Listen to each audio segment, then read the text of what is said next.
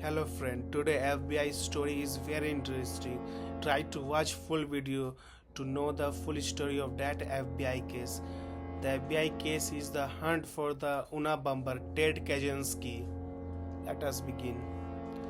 For 17 years, America's most intelligent law enforcement agencies chased a ghost, a man who lived alone in a wooden cabin, no electricity, no running water, and yet he outsmarted the FBI for nearly 2 decades. This is the chilling story of the Unabomber. You are watching Curious News. In 1978, a mysterious package bomb exploded at a university in Illinois. No one knew it then, but this was just the beginning. Over the next 17 years, a series of mail bombs targeted universities, airlines, scientists, and business leaders across America. The attacker became known as the Unabomber, short for University and Airline Bomber.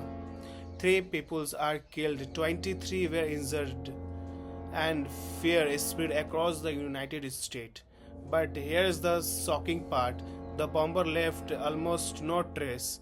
The man behind the attack was Ted Kaczynski, the mathematical prodigy, a Harvard graduate at just 16 years old, a former university professor, by all definition a genius, but something changed.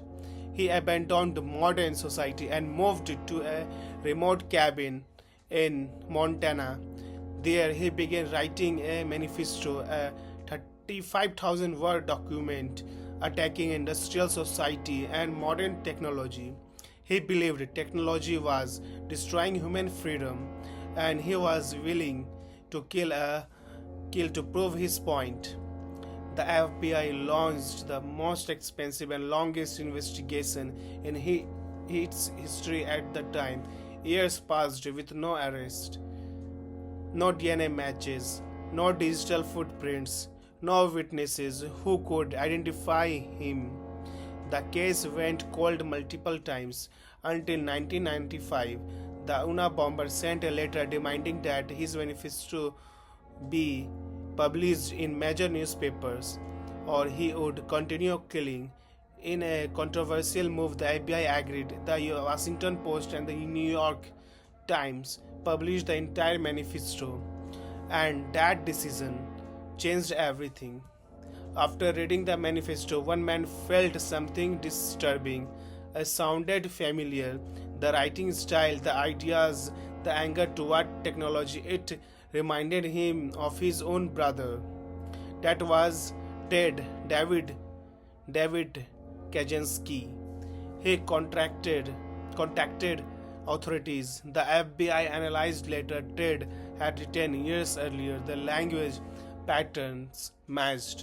In 1996, after 17 years on the run, the FBI arrested Ted Kaczynski at his remote cabin in Montana.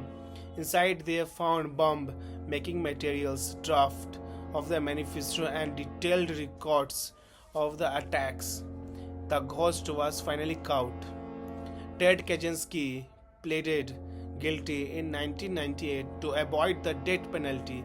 He was sentenced to life in prison without parole. He spent the rest of his life behind bars. But even today, his manifesto continues to spark debate over technology, freedom, and extremism. Was he a madman, a terrorist, or a dangerous ideologue hiding behind intellectual arguments?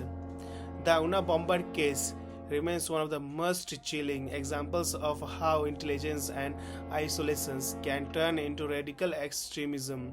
It also shows something even more powerful, something the biggest breakthrough don't come from high-tech tools, they come from someone close enough to recognize the truth.